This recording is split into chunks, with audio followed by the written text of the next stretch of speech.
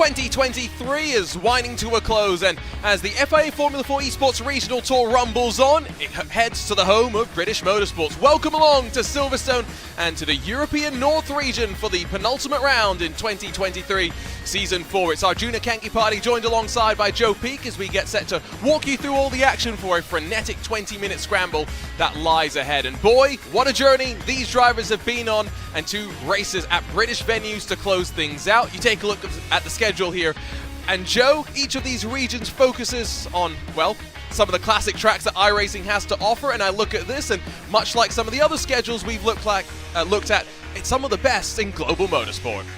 It is, and Silverstone especially. You think of this place often mentioned in the breath of spots like Monza, not just in terms of it being classic and it being around forever, but also the speeds that it puts on. And for these tiny little F4s, this is going to be a wild race because they are going to be just winding these things up, and at the same time having to deal with some of the newer technical portions.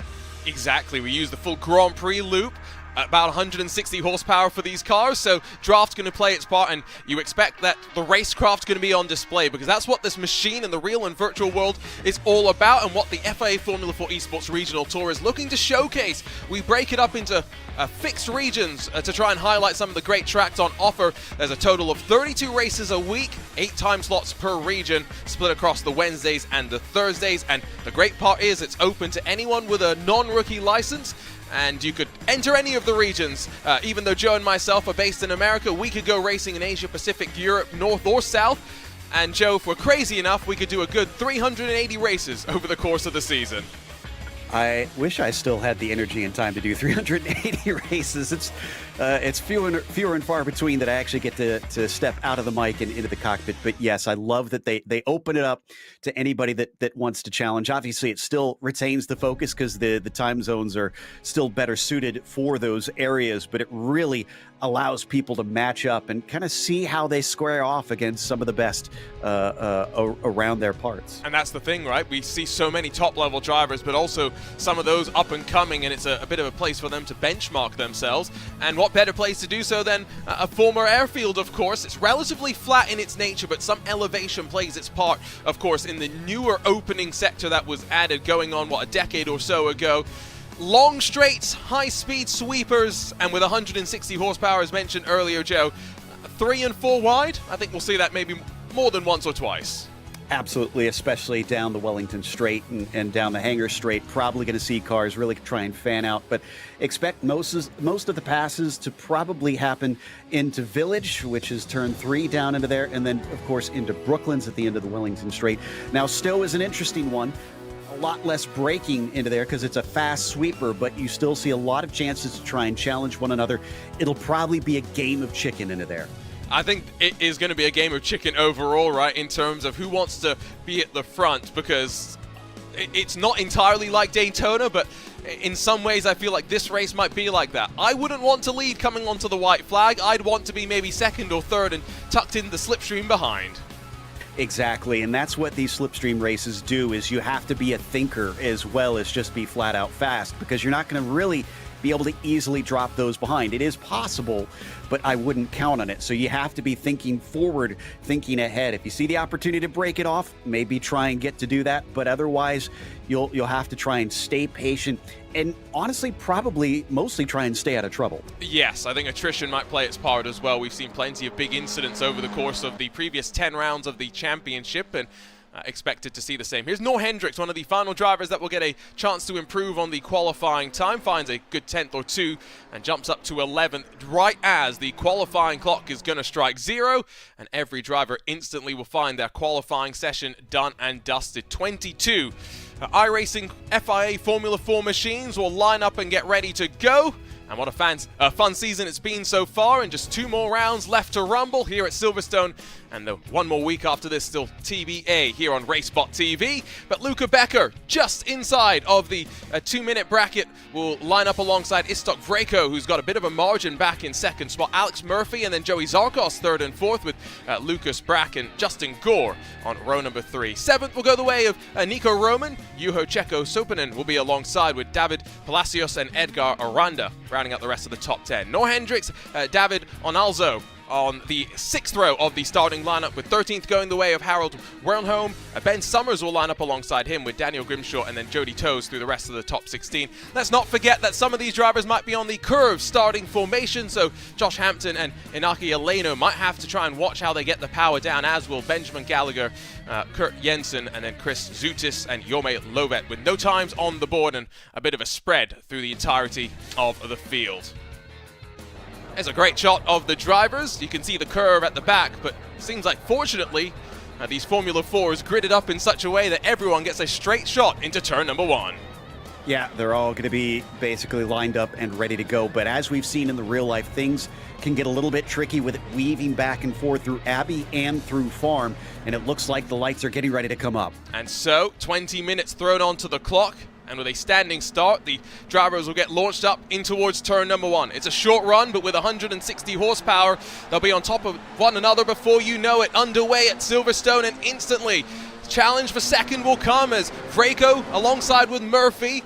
Some too wide behind, but no real chaos for the most part. One driver doesn't drop the clutch and gets away rather tentatively at the back, but as we dive in towards the village for the first time of asking, drivers fanning out, almost contact there between Murphy and Zarkos as Zarkos slips up the inside, but now it's the crucial run onto the Wellington Straight for the first time of asking. Attack to defense, you're going to see that a lot here today. You have to be having eyes on the back of your head as well as be trying to look forward. Looks like a bit of a run by Bracky on Gore down into Brooklands, but he's just not quite close enough. Also watch out for this one. It tightens on the exit. Yeah, back in towards Luffield, which you can either cut back in or run a little bit tighter on the apex initially. Multiple different lines, but on the opening lap with cold tires, you want to just try and be on inside, as far to the inside as possible, as we see all this frenetic fighting as we come down to the old pit straight. Now, Max Verstappen and Lewis Hamilton couldn't get past side by side through. Here in the sim, we prove it on occasion that you can do so, and that's what they've done once again. But now it's into maybe the most famous complex on the track, in towards Maggots and Beckett, and 3 wide they'll attempt. Oof, they're going to get it back single file, thankfully, and it does look like the number 5 is going to be able to lead that group. Still a little side-by-side behind them. I think that's Palacios and Roman, with Palacios coming ahead, but they are nose to tail all the way back. Here comes the action down Hanger Straight. And this is where, again, 160 horsepower, that slipstream's really going to play its part. Front of the shot, Gore under fire as they head up towards Stowe. Slightly further behind, a little bit more of a check-up concertina effect, and there's a big spin. Murphy's gone around into the gravel. Cars take avoiding action, but somehow that's the only bit of drama on the opening lap here at Silverstone as we come through the final complex. It's Luca Becker clear at the front though, 1.2 away from Istok Vreko in second. Yeah, it's the start of the race, and the tires are still just slightly cold with it being very cold conditions out on the surface right now. That's one of the few places where he's got a rise in the track. I have a feeling since he spun completely on his own, he just didn't have the grip he thought he did. Yeah, you can see those track conditions, 20 degrees Celsius, about as cold as you could ever see on iRacing. And so that's something that the drivers will have to keep in mind, as almost 2x2 once again. This is Aranda that leads with Onazol and Roman now just inside of the top 10, filtering back onto the Wellington Straight. This is the newer complex, of course, that was added. And this is where plenty of moves will be attempted, not just up front for 6th position, but also here for 8th, 9th, and 10th. Coming down to the braking, Vernholm's going to be able to stay ahead, but a hit into the back of Roman. I think that may have been Grimshaw and another car going around. I think that may be Hendricks, so it unfortunately survived the first lap, and it's the second one that's seen some chaos. Yep, indeed. And so now, after Alex Murphy came down pit lane and took a fast repair, you'll have to wonder if Nor Hendricks will have to see something similar happen. Oh, be careful here. They tried to squeeze each other 3 wide. Geordie Toes backed out of it. Ben Summers is alongside of Toes, in fact, actually, as Summers runs wide. But they tried 3 wide into Maggots and Beckett's a lap ago. They tried 3 wide into Copse. Fortunately, with the long lap times that we have here, over 2 minutes, they only get 10 laps and only 10 attempts to try and kill each other 3 wide. Exactly. And Summers, you're going to see him drop back. Yeah, he pulls off to the side. He got a slowdown penalty. If you go too wide at a couple spots and outside the racing lines, it will force you to give up time because you've gained an unfair advantage. And for him, with it being so early, he basically falls all the way to the back as we get a little bit more action here between Toes and Roman. Roman's in. Now, I don't see black flags. Do you need to pit for fuel in this race? I don't. Roman's got a black and orange flag, it looks like, and Grimshaw, I think it must be because of damage, because he doesn't have anything. Interesting. Well, 20 minutes, you don't need to come down to the pits. Just to be clear, as oh goodness, Hampton, Zootis, there's more chaos this time on the main pit straight itself. Luca Becker, by the way, now almost 2 seconds clear at the front, sees none of this drama behind. This is really opposite of what I expected. Usually it's the first lap where you see a lot of cars tangle and spin and it all gets spread out. I wonder if everybody was kind of really heads up on the opening lap, expecting things to go wild and were maybe more tentative. And now that it calmed down on the second lap, we saw the aggression come out of everybody, and they're paying the price. On board with Zarkos, and I think you're right. Part of it is the fact that opening lap they all got through cleanly, and then they went a bit more helter-skelter from there. Let's try and cycle through some of the moments of the race, starting though with Alex Murphy up in towards Stowe, and you can just see him in that purple machine. He's going to slide the rear end around and loops it by himself. Be able to get it back on track. Thankfully, nobody was behind him at the time that could make contact in there, but the damage was done. Now, did he spin on his own there on that second incident in Brooklands? I think so. Watch him on board. So here's the onboard, and it's he on was the brakes. Yeah. When you see that action in front of you, he did the right thing. He tried to slow the car up so that he didn't run into him, but he was already unsettled with the car turning in, and that probably just whipped the rear around. Oh, and that's not fantastic. The Colonel would not approve of that. Oh, that's an airborne Formula 4 car is never what you want to see. Yeah, like you said, it was a former airfield, but they're not supposed to fly the cars. They're supposed to fly the planes. So that did some serious damage, and I suspect that might be why we saw some cars heading down into the lane. Oh, big puff of smoke. Onazol's up to 8th in front of Aranda, with now Wernholm and Toes directly behind. I agree with you, by the way. I expected more drama at the front, and unfortunately we're not being treated to a fight for first, a fight for second potentially between Greco and Zarkos, and plenty of fighting further behind. Up through turn number 1, you could hear in 6th gear, foot to the floor basically, and brake as deep as you can after the 100-meter mark. And as Wernholm almost runs into the back of Aranda, it's going to allow Toes the opportunity to try and get the momentum out of the loop and running up towards Aintree. Such a unique set of corners that they built. I love what they did with this place with that. Like you said, it's all about trying to set yourself up on the exit, but the temptation is there to make passes. So it's a compromise on how you want to run it, and can you manage the run out of the corner. Wernholm actually did. I thought for sure that Toes would be able to get a pass on him. Is behind. We are going to get a bit of a pass as Oleno can't hold back Gallagher, and it looks like the 16 moves up to 12. Yes, and as Kurt Jensen has a bit of a slip-up in the Aztec SimSport liveried machine. It's been quiet opening lap, hectic second lap, third lap calmed down, and the fourth lap seemingly is just brewing up for a few fights. If you're Joey Zarkos, you realize that the leader has broken away. Lucas Brack is potentially still in touching range as they run their way onto the long hanger straight, and so at least for the time being he's not really going for the move as much as he closes up in towards Stowe. You've got to assume the turning point's going to be probably 5 minutes to go. That's when he'll start to push the issue. Absolutely. Well, that's if they can't catch them, because I'm kind of curious, for those not familiar with the lower powered cars running these big tracks, you can actually be faster with more cars together, not by bump drafting, but by leapfrogging each other, using the slipstream and timing the passes right. But Zarkos didn't look like he was passing before, so maybe he is waiting patiently as we check on the battle for 8th now.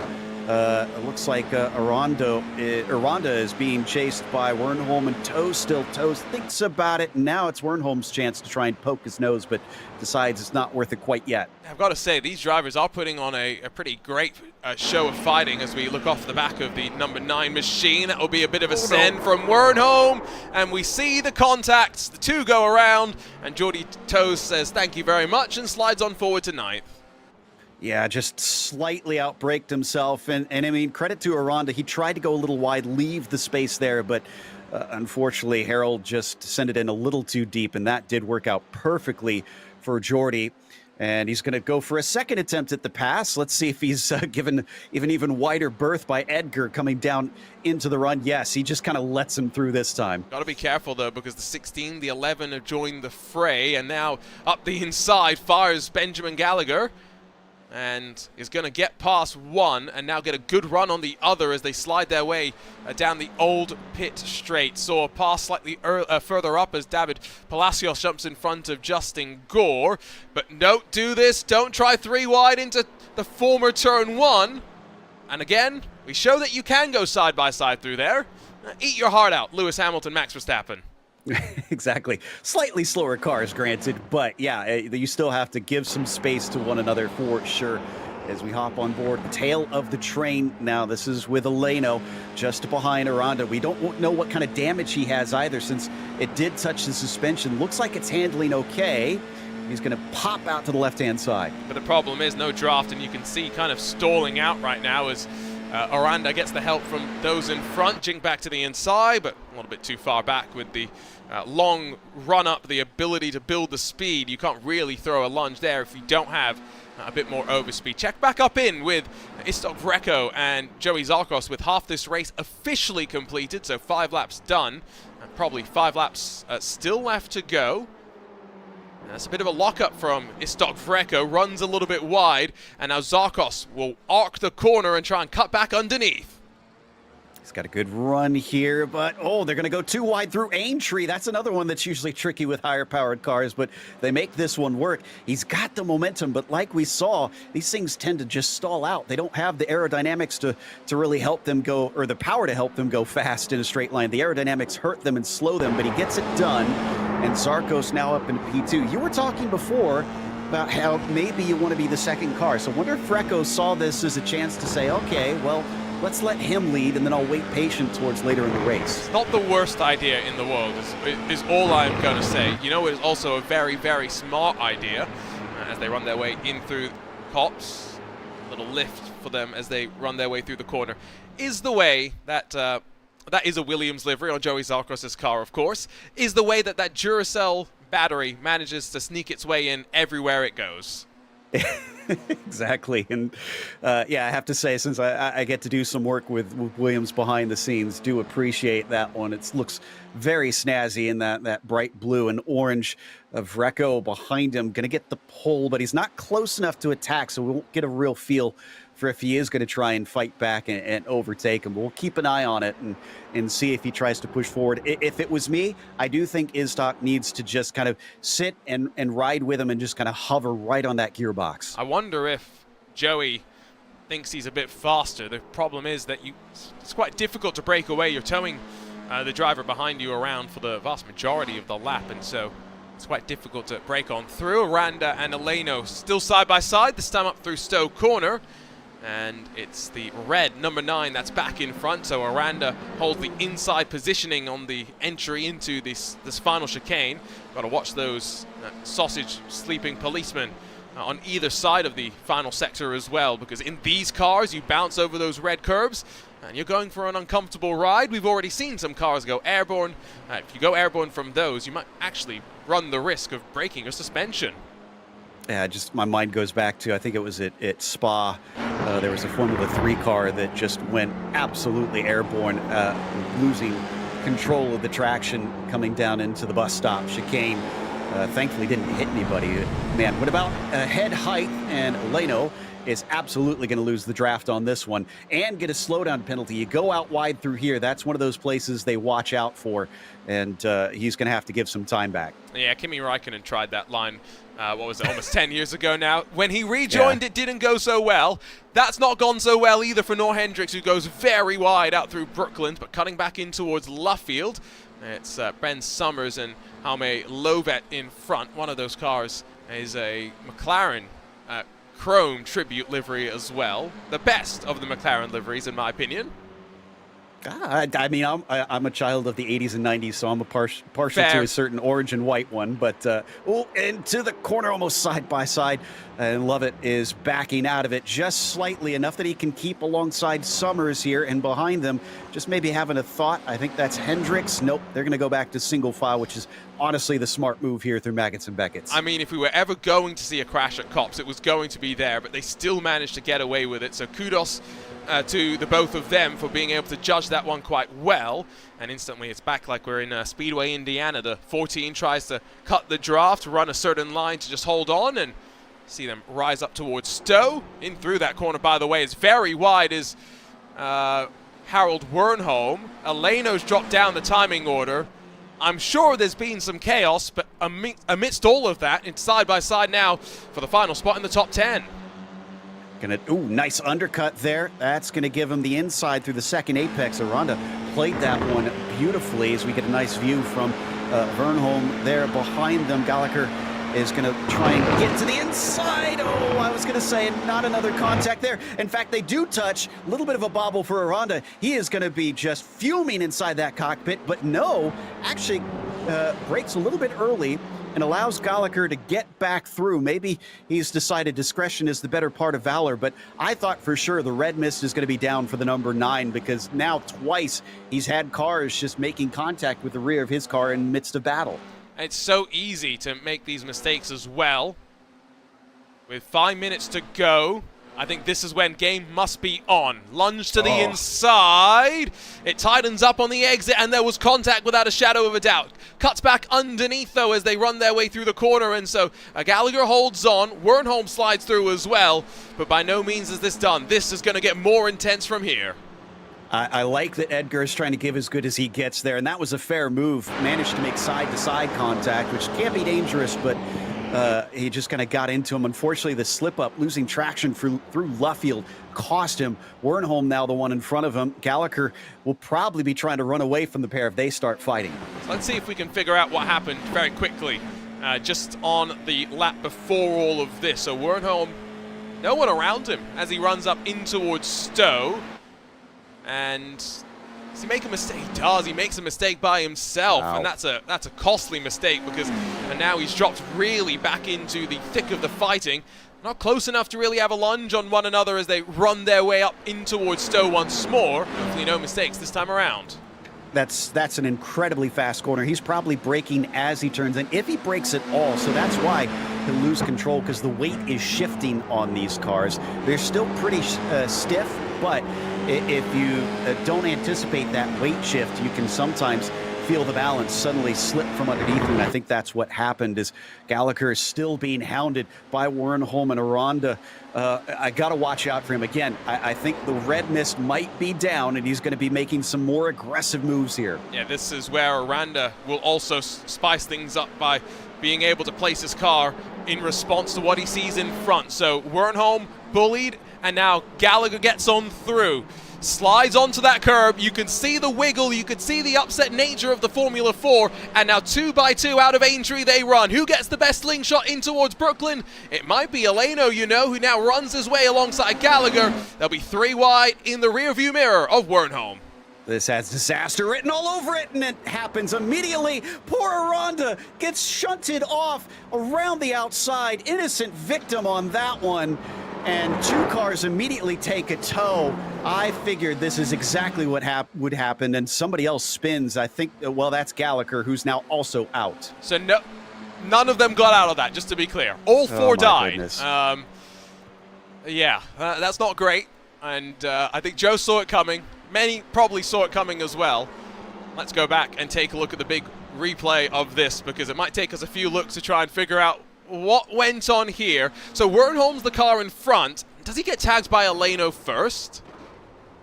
Possibly, yeah. I think it was nose to tail as cars were fanning out trying to find position there. And yeah, this is one of those moments where you think, I can be a hero, and your eyes get bigger than your brake foot, and you just send it in. You got to remember, everybody's off the traditional racing line. Yeah, and just clipped into the 12, sent him around, and with everybody so close, it was dominoes. Dominoes, Skittles, so many different ways to describe the chaos that we saw there. Back on the live pictures, Summers, Hendricks, and Roman now fighting for the final spot in the top 10. What a recovery for Hendricks after the solo incident in the early stages. But I think we're on to the final lap of the race here, because Luca Becker, with now a 7-second advantage, is about halfway done with the lap, and in his stealth black machine has slipped away here at the home of British Motorsports. Yeah, this is exactly what Becker was hoping for, and we talked about that as well, that you have to hope and try to break that slipstream, and that's exactly what he's done. From there, I mean, yes, it's a boring race. Maybe not everybody wants that, but you control the race, and you've basically got an easy win in your hands if you've got the pace. And so second, not necessarily up for grabs either, as Joey Sarkos has somewhat put that beyond the reach of Recco. Sopinen and Toes swap around for the 8th position. Meanwhile, back through Luffield, each driver's about 30 seconds off of your leader. Goes to show how much A, fighting has cost them, B, just how dominant Luca Becker has been here today as he cycles out onto the hangar straight for the final time of asking. It's almost expected that he would win this race, the number 1 car, the highest I-rated driver, but he had to put in the hard work, put it on pole, and break that toe, and on the way to running away, punched in his fastest lap of the race last time by with a 2:01.074. I'm quite curious, is he going to beat it on the final lap of the race? We'll see. He's just got a couple more corners to go, and he is looking like he is on a fast lap, but a beautiful run here for the 1 car. I mean, it doesn't get much more dominant than this. Pole position, the race victory, and not fastest on the final lap, but still fastest of them all. Luca Becker wins in the FIA Formula 4 Esports Regional Tour here at Silverstone in the penultimate round of the EU North region. Joey Zarkos grabs second, Istok Vrecko third. In what was a close fight between them, Palacios and Gore had a bit of a photo finish to the line. There's still plenty of cars that have some battling to do. This is for 11th position, Nico Roman. Ben Summers into the final corner. Ooh, Summers deep into it. I kind of figured he was going to get fed out there. That was all fair. Roman held the racing line. There wasn't enough alongside for Summers, and he didn't get pushed completely off track. Excellent placement there from Nico. What a fun way to finish things off. Don't be fooled by the timing glitch on the left side of your screen. It all reverts as is. We had 22 starters. We weren't sure how much attrition would play its part, but in the end, 5 retirees. I think that's right about what we should have expected. Yeah, beautifully done by everybody out there. Obviously, unfortunately, it got a little messy in some parts, but I thought we saw some really great battling and some really clever moves from a few drivers. We did. That's the racecraft that this car demands. Remember, 160 horsepower around a track like this requires a lot of full throttle time, and therefore understanding exactly how to use the draft that you have around you. We're still waiting for the final car to technically come across the line, but I believe we can take a look at some provisional race results, because Luca Becker, Joey Zarkos, they were split by 7.5 odd seconds, with Istok Vrecko, the final car, on the podium. Lucas Bracken, then David Palacios, Justin Gore, David Onozol, Juho Checo, Sopinen, and then Jordi Toes, Nor Hendricks make up the rest of your top 10, with 11th going the way of Nico Roman, 12th for Ben Summers, and then Alex Murphy, Edgar Aranda, Daniel Grimshaw, and then Kurt Jensen making up the rest of your top 16. Joshua Hampton was scored as the final car on the leading lap, while Jaume Lovet 1 lap down along with Benjamin Gallagher after the late race drama for them. Of course, Harold Wernholm, mixed up with them too, while Inaki Aleno and Chris Zoutis also classed as DNFs here today. And what a fun day it was, and now there's just one more round of the championship to come, and I'm very excited about where we're going next, because we bounced around the regions and we've seen plenty of interesting tracks, but I love going to the Canadian Tire Motorsports Park and telling the drivers, don't drive carefully, let's let it all out there for the final time this season.